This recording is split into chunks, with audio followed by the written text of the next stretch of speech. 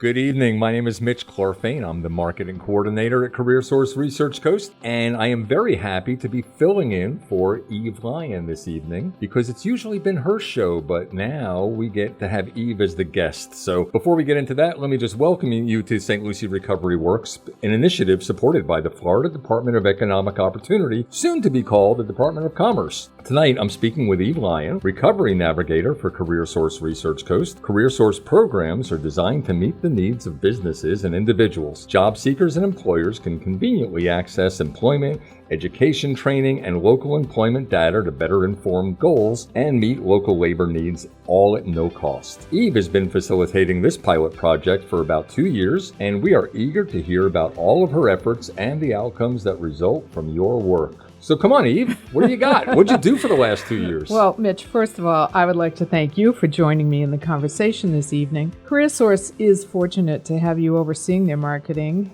I think you're the perfect person for that role, as you and your wife have both worked tirelessly in our community and are both so well connected. I feel like I see you at so many events that I attend, and everyone knows and respects you. But regarding St. Lucie Recovery Works, my objective was to connect the social service and treatment service providers and the judicial and law enforcement systems to the workforce development community with a goal of improving employment outcomes for people with substance use disorder. We know that employment provides important structure as well as meaningful purpose for all people, but for people in recovery, employment supports long-term recovery associated with better quality of life, greater self-esteem, and happiness. All right, well, nobody gets into this without having some kind of a trigger. So what was it that was your trigger? Well, thanks for asking that. My previous work in Palm Beach County supported people coming out of incarceration and homelessness, and we were guiding them towards vocational training and eventual job placement. I oversaw workplace-based skills training in various social enterprises, and a high percentage of the participants experienced substance use disorder. 2 years ago, I relocated to St. Lucie County, and typically when I get to a new area, I look for ways to volunteer to engage and connect with the local community. So I started volunteering in a Martin County Homeless Services feeding site that also provided other supportive services.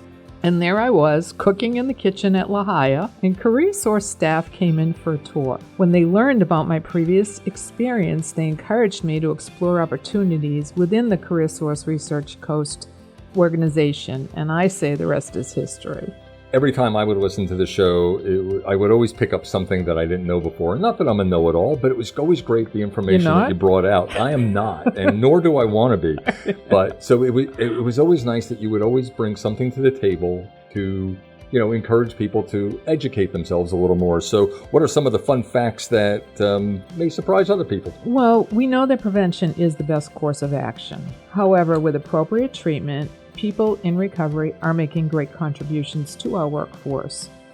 Addiction is a disease, it's not a character flaw, and recovery is possible. The good news is that 3 out of 4 people who experience addiction will eventually recover. And we also know that 75% of adults with substance use disorder are currently in our workforce. And so we encourage establishing recovery-friendly workplace initiatives to support and welcome these loyal and motivated staff members who are critical to sustaining work models and elevated outcomes. All right, well, your recovery-friendly workplace toolkit, which besides being a mouthful, is also a big buzz in the community right now because there are people talking about it. How is that used, and why is that important to some of the businesses that are looking to hire? Well, in addition to my local work, I participate in statewide initiatives to collaborate with partners who facilitate similar programs that are all focused on supporting people in recovery and promoting second chance employment.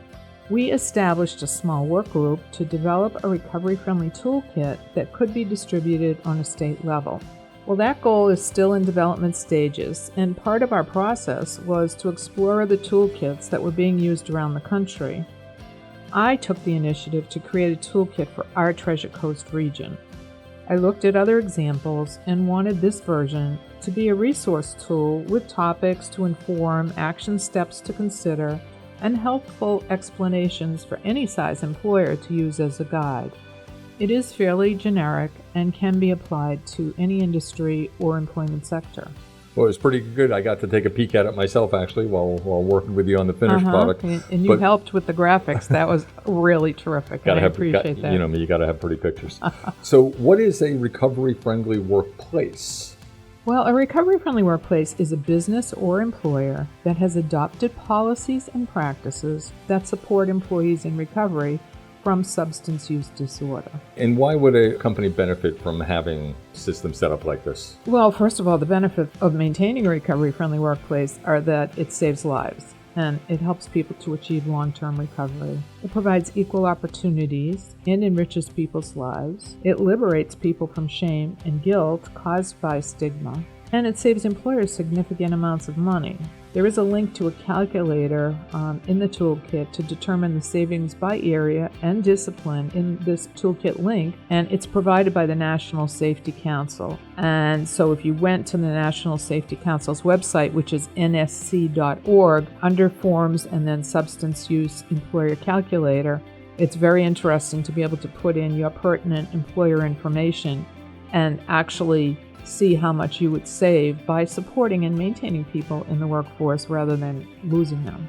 Now, in my head, when I hear toolkit, I visualize, an older guy carrying around this big box of heavy tools. But that's not what this is at all. This is a nice, simple PDF. There's no heavy lifting. But how can people access the tool? Well, it's on our website, our careersourcerc.com website, under Employer Services, and it can be downloaded. What's included in the kit is a multitude of resources. We cover categories for review and issues to consider when crafting a drug-free workplace policy. It is important that leadership are in agreement, and they should consider their specific culture, customers, and public image. We suggest the following topics should be included in any effective and efficient drug-free workplace policy. There should be a purpose statement that explains why the company is implementing this program and the commitment to establishing a healthy, safe, and productive workplace. They should identify who will oversee the operations of the program and to whom questions about the program could be addressed. And then we ask them to cover who is subject to the policy, such as full, part-time employees, or any other classification of employees, and workers, such as seasonal, interns, or volunteers. We provide some key definitions to minimize any misunderstandings, and there should be information about assistance. So directing employees to where they can find support if they or a family member is experiencing an alcohol or drug issue.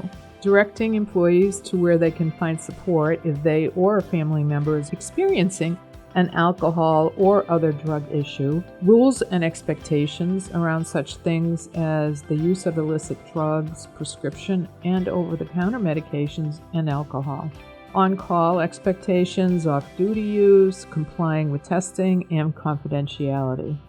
And then regarding testing, we recommend stating how it will occur, what drugs are being tested for, what constitutes a positive test, and what recourse an employee has to contest or appeal a positive result, and then the consequences of the policy violation. And then we also provide some educational, informative information to deal with substance misuse that affects the workplace to help understand the substance use disorder condition and continue to emphasize addiction is not a moral failure, a family curse, or a personal weakness. It's a medical condition. So right now we're having a big boom in the area and there's a lot of new people coming in. So what advice would you share for somebody that has some history and they may be looking for a job and they want to know what's it going to be like when they go in, because sometimes it's a little discouraging. And I think this is to anybody in the community, in society, that should understand that people don't need to hit rock bottom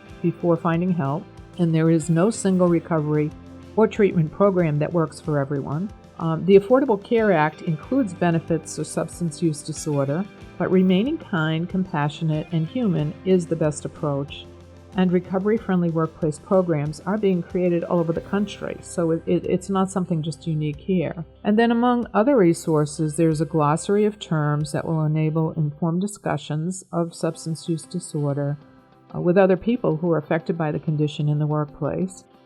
And then there is a section listing local resources, and of course we include all of the CareerSource Career Center locations. When I talk to people about recovery, I get that immediate eye roll sometimes, and I recognize that because I used to have teenage daughters, so I know what an eye roll is. So there's definitely a stigma about recovery. So what is the stigma out there, and how do you get around that so that people would feel more comfortable? Yeah, that is probably one of the biggest challenges. It affects, first of all, how others view somebody who is struggling, but then also, in some cases, it inhibits an individual from seeking treatment, either because of family, cultural background, where you keep it in the house, you don't go talk outside and things like that. So we really want to reduce stigma. We talk about the damage it can result in by preventing someone from accessing treatment, that workers with substance use disorder didn't choose the condition. And it doesn't define who and what a person is. Listening is a very powerful tool, and using evidence-based facts is good for business and for people. And research has proven that positive organizational psychology has significant benefits for employers, employees, and stakeholders. And so we talk about the fact that language matters, and we recommend that we replace addict, junkie, druggie with a person with substance use disorder or a person in recovery. And we replace drug abuse with drug use or substance misuse. We replace dirty with a person either using or actively using, and then replace clean with in recovery or substance free. And then finally, replace medication is a crutch tool with medication can be a recovery tool. And the reason that I mention that is the whole concept of medication-assisted therapy, how that works is it gives somebody the opportunity to work on their behavioral change and takes away the cravings. So in many cases, it could be up to 2 years that somebody is on medication-assisted treatment, but they're also in therapy. And there is no high from the medication that is administered. It literally just helps to stabilize the brain and the physical cravings so that somebody can really work on making life changes. And over that time period, are they progressing along the way?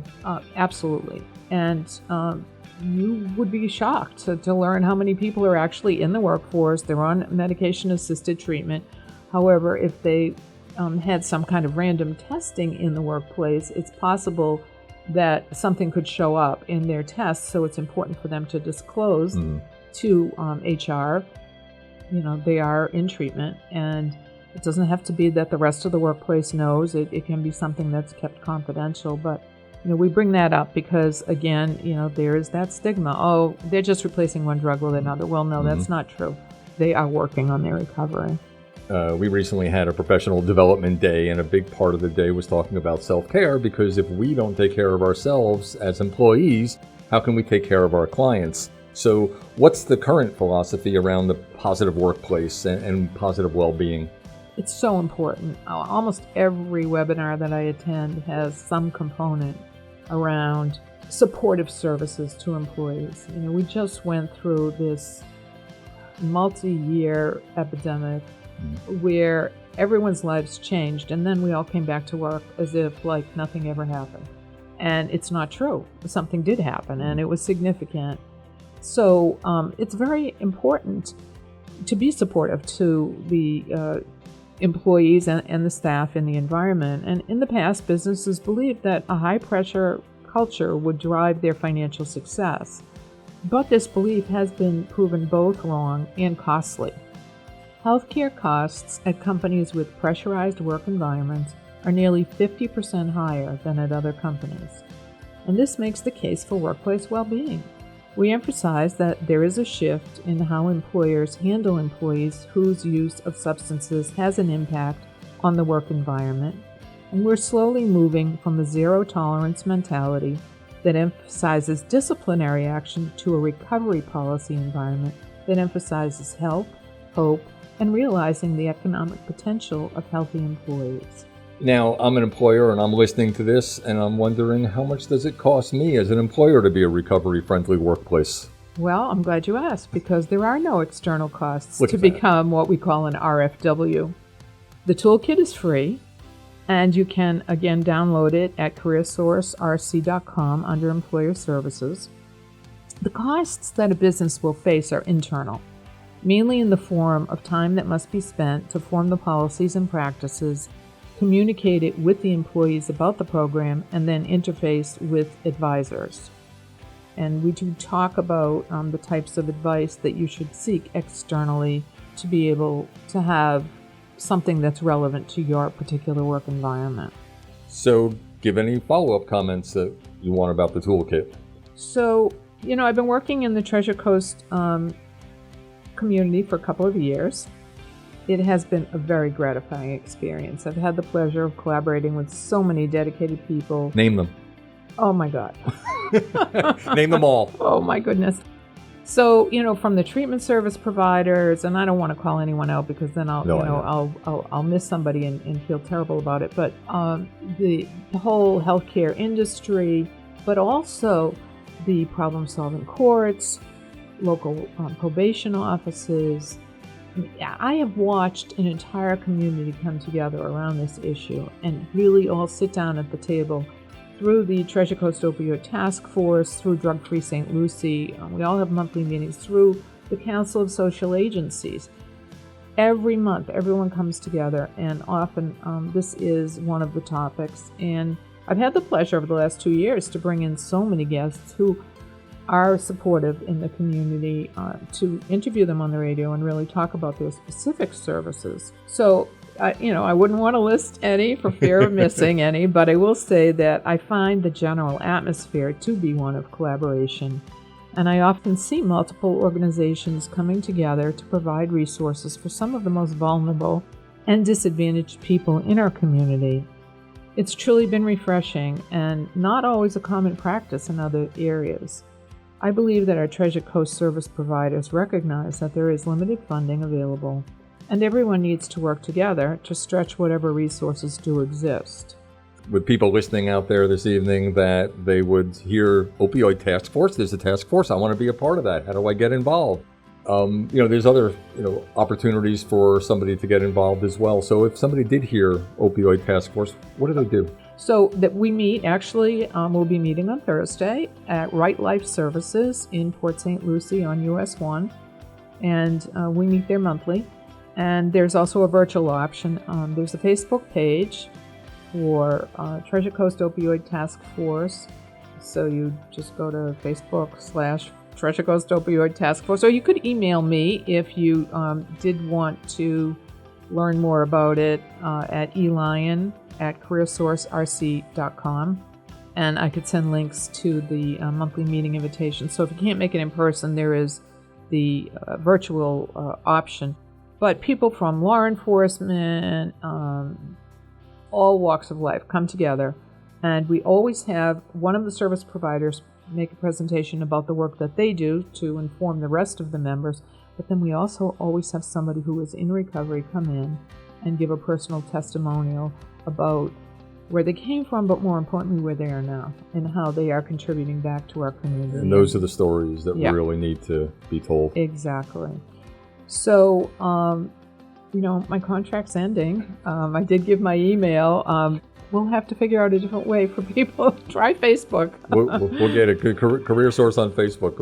You'll find us. Or look for Dallas Spruill at Florida Department of Health. He's really going to be leading the charge for the Treasure Coast Opioid Task Force. Or you can go to rightlifeservices.org and find resources there as well. They're our local recovery community organization, and they provide multiple resources for people looking for treatment, support, peer mentorship, you name it. They're there to help. Oh, and Narcan, which is for everybody. Everybody should have it. Right. It's a overdose reversal spray that is very, very important, and they distribute and train on how to use that. So I will continue to be available to consult with nonprofits and social enterprises. I enjoy project and program development, as well as mentoring and coaching emerging leaders. And I will also be providing technical assistance services through the Opioid Response Network, that is a national program. And it's funded by the Substance Abuse and Mental Health Services Administration. But I can envision more golf in my future, and I look forward to having more time to spend with family, friends, and in general, plan to put as much effort into my free time as I have put into my career. Well, but you made a great foundation on this topic in this community over that period of time, so we appreciate what you brought to the table. Well, thank you. My association with CareerSource has been the perfect chance to devote and apply my skills to a very important cause. I enjoyed working with all of our local teams and my colleagues in other CareerSource regions around the state. I'm very proud of what we have all achieved, but there is still more work to be done. I'm confident that there is a momentum in the community to continue addressing important issues and know that Drug Free St. Lucie, the Treasure Coast Opioid Task Force, and the Coalition of Social Agencies will carry on. But I also want to express my appreciation for the 104.5 Flame team who have supported me each month as I brought in numerous guests to interview and learn about their work and services. Louis and Alice have been very hospitable, and in particular Louis has made our production seamless and very professional. For that, I extend heartfelt thanks. I also want to express my gratitude to my husband, who's always supported me in my community work and held the fort down at home to allow me to have the time to contribute towards solutions on important issues. So thank you, David Lyon. And I'm not leaving the community, so I'm just really going to say so long, as I'm sure I will still see, everyone out there doing their great work. Well, like I said, you brought a lot to the table, and we appreciate all that. Recovery is something that affects everybody, either directly or indirectly.